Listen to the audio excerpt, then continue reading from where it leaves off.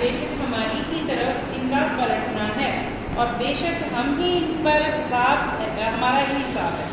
سورۃ الفجر کے آغاز میں 4 قسمیں فرما کر بتایا گیا کہ جس رب نے قوم عاد، قوم ثمود اور فرعون جیسے ظالموں کے دنیا میں عبرتناک سزا دی، کیا وہ آخرت میں ظالموں کی پکڑ نہیں کرے گا؟ بھلا کیوں نہیں؟ وہ ظالموں کی ضرور پکڑ کرے گا کیونکہ وہ بڑا طاقتور ہے۔ مزید ربط یہ کہ سورۃ الغاشیہ میں اہل جنت اور اہل جہنم کی کیفیت کا ذکر بیان فرمایا گیا ہے۔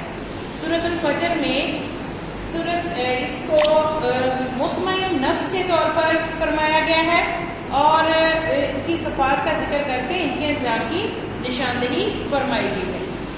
بچوں اس میں اگر آپ دیکھیں علم و عمل کی باتیں، تو علم و عمل کی باتوں میں آپ جب اس کا آیات وائز اگر اس کا مطالعہ کریں گے تو آپ کو پتہ چلے گا کہ برے لوگ اللہ کی پکڑ سے نہیں بچ سکتے۔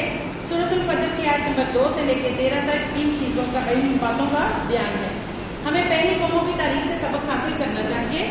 یہ بھی آیت نمبر 6 سے 13 تک آپ کو بیانات ملے گے۔ اس ہمیں نعمتوں پر اللہ کا شکر ادا کرنا چاہیے۔ سورۃ الفجر آیت نمبر 15 میں اس کا بیان ہے۔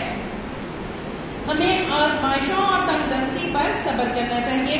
آخرت کا یقین نہ رکھنے والے برے اعمال میں مبتلا ہو جاتے ہیں، مثلا یتیم کی عزت نہ کرنا، مسکین کو کھانا کھلانے کی ترغیب نہ دینا، وراثت کا مال کھا جانا اور مال سے بہت زیادہ محبت کرنا۔ سورۃ الفجر کی آیت نمبر 17 سے 20 تک ان بیانات کا ذکر ہوا ہے۔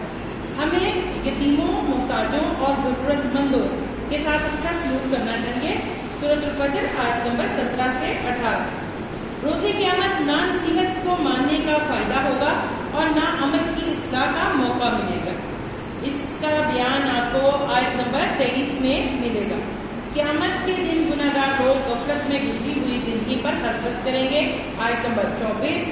ہمیں آخرت کی شرمندگی اور جہنم کے عذاب سے بچنے کی فکر کرنی چاہیے۔ ان بیانات کا ذکر آیا ہے آیت نمبر 25 اور 26 میں۔ بچوں لاسٹ میں ہے کہ ہمیں اللہ کی رضا اور جنت کو حاصل کرنے کی کوشش کرنی چاہیے۔ سورۃ الفجر آیت نمبر 27 سے لے کر 30 تک ان کا بیانات آئے ہیں۔